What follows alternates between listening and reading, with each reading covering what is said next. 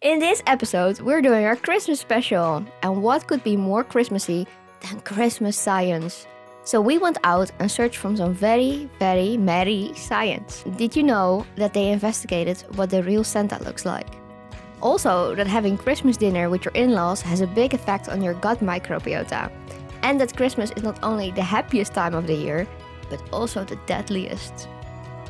I cannot wait, so let's get started. Welcome to the 72nd episode of the Struggling Scientist podcast. We are a podcast by scientists, for scientists, anybody science adjacent, and perhaps even hobbyists. My name is Susanna, and I'm here with my co-host, Sharon. Ho. Ho ho. We are very excited for this episode, since we found some very, very interesting Christmas science. We did go out of our way to find some real science for this episode, and had to, for example, skip a really interesting genetics paper about the origin of magic that investigated the genome pattern of witches. That somehow didn't live up to the standards that we set.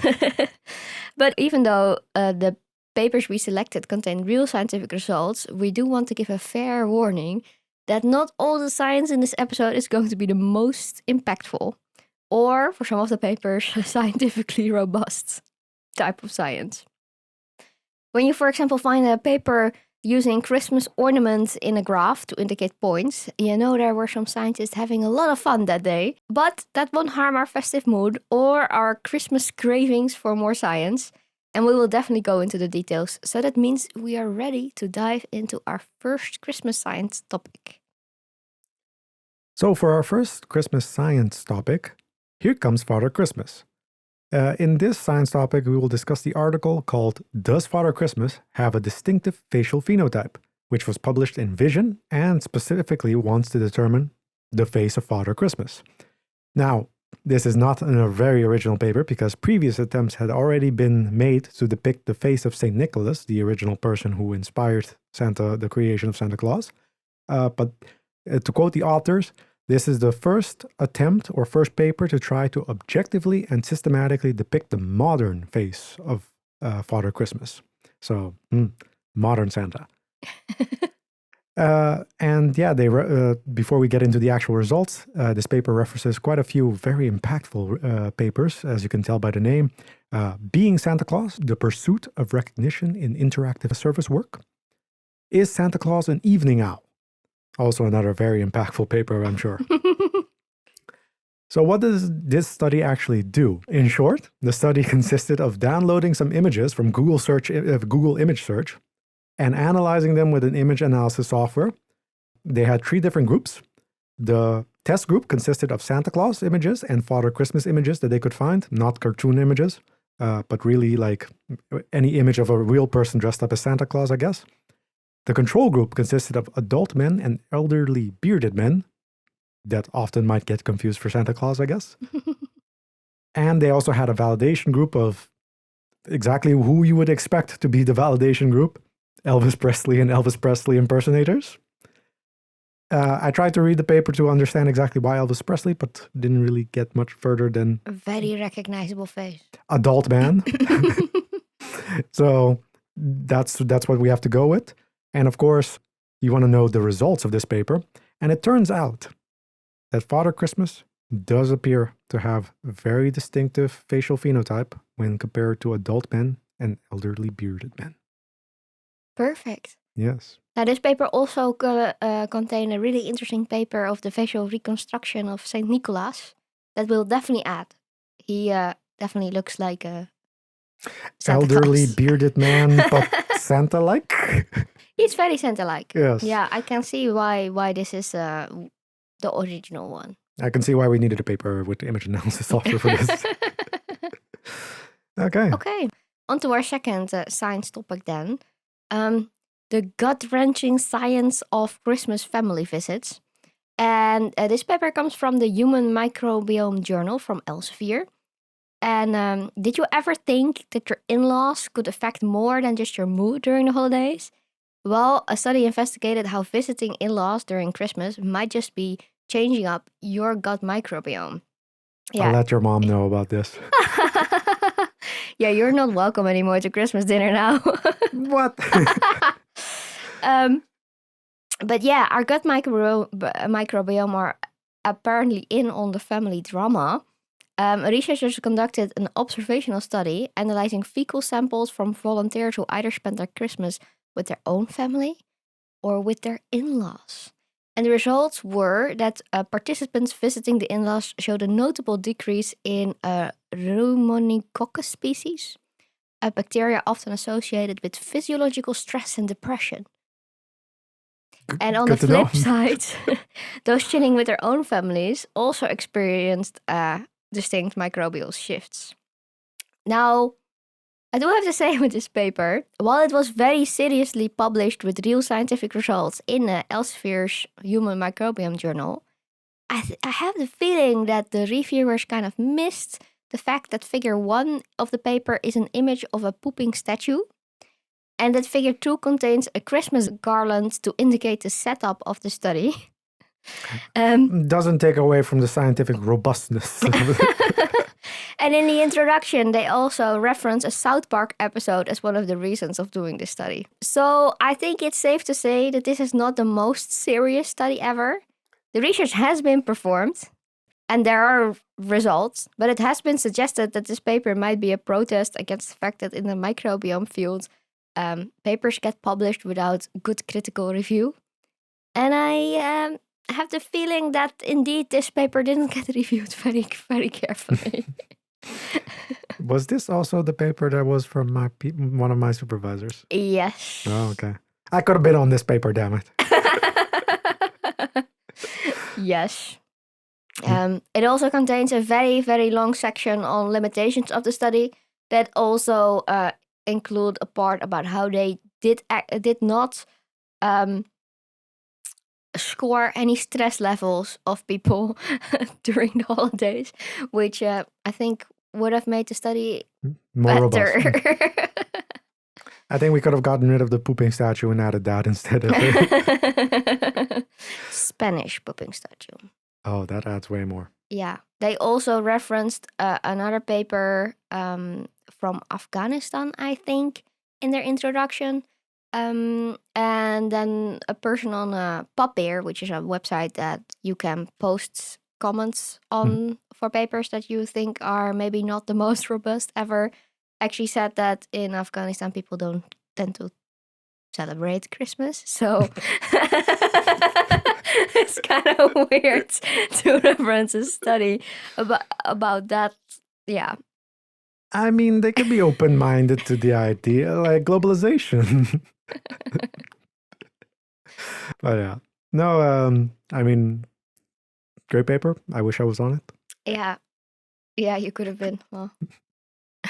I don't know how my PhD defense would have gone then. But I wonder how the PhD defense of this person went. It is funny though. Yes, for sure. I would have loved to be I wonder if it would count as one of your papers that you have to publish for your PhD. It's published. It's published. In like Elsevier. Elsevier, yes. What more do you want? I would take it. And for the rest of your academic career, you can say like, I put a pooping statue, a Spanish pooping statue on a graphical abstract. Yeah, it's a little worrisome though that you can just get through the review process like this. But this was like in 2016 or 17, like different times. Either the reviewers were in it.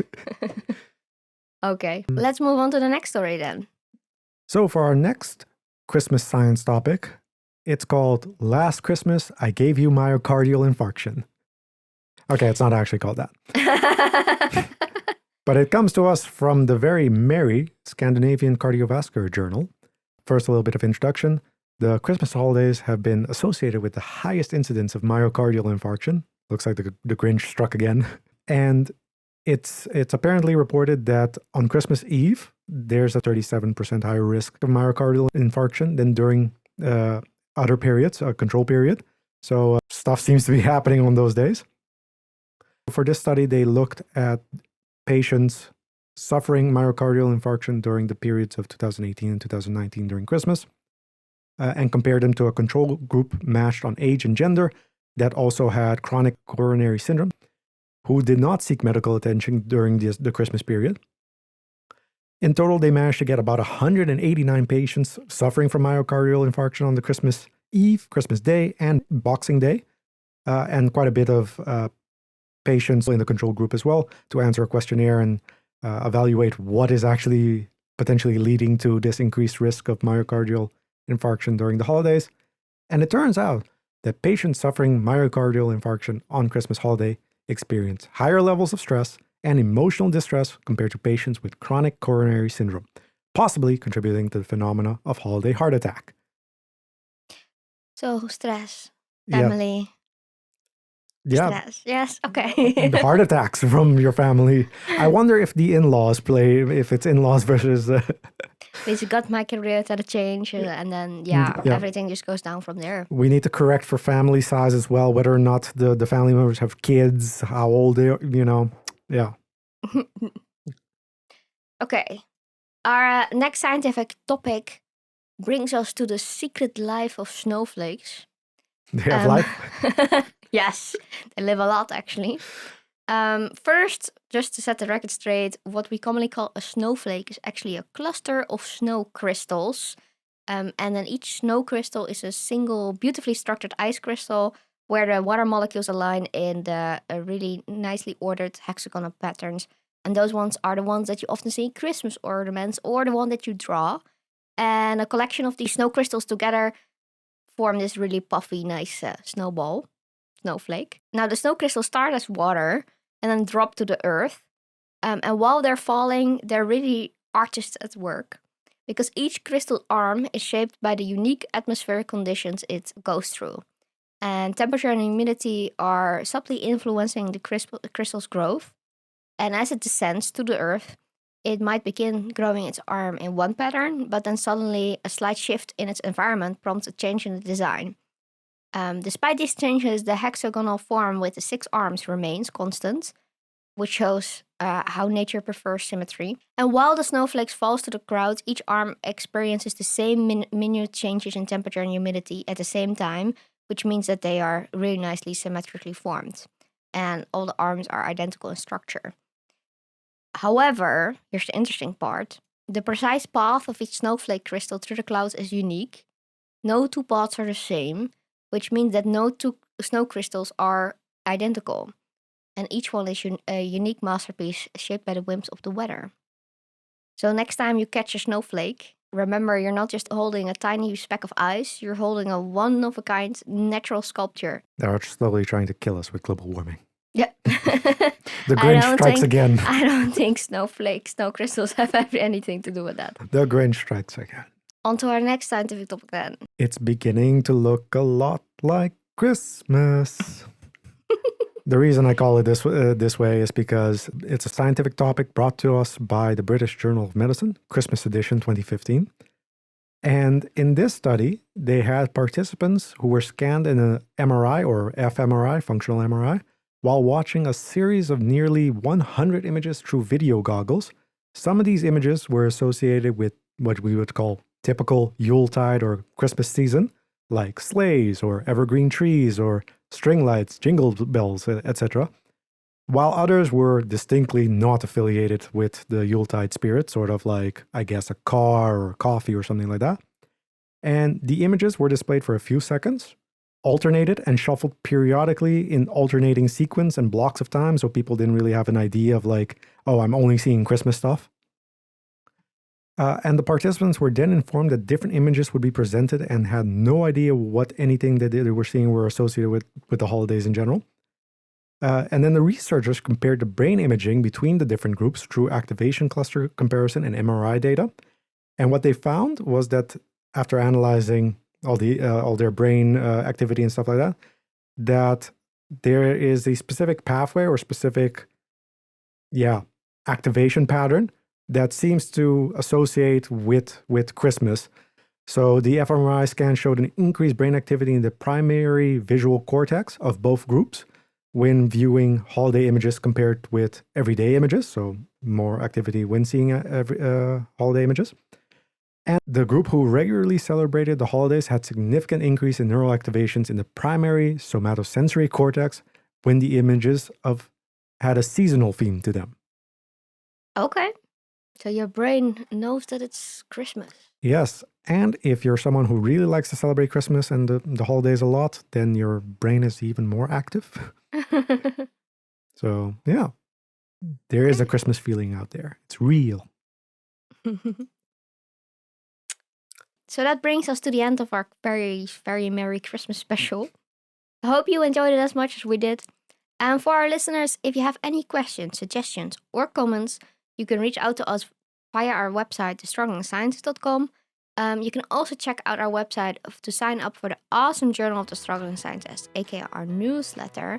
And we also have some really, really cool merch. So please check it out and support our podcast. And if you have enjoyed this episode, then leave us a rating on your favorite podcast listening platform, as it helps us grow and reach more struggling scientists out there. You can also follow us on social media. Jarons, which ones are those again? X, Instagram, LinkedIn, Facebook, and YouTube. Thank you so much for listening, and we hope to see you again next time. Bye. Happy holidays. Happy holidays.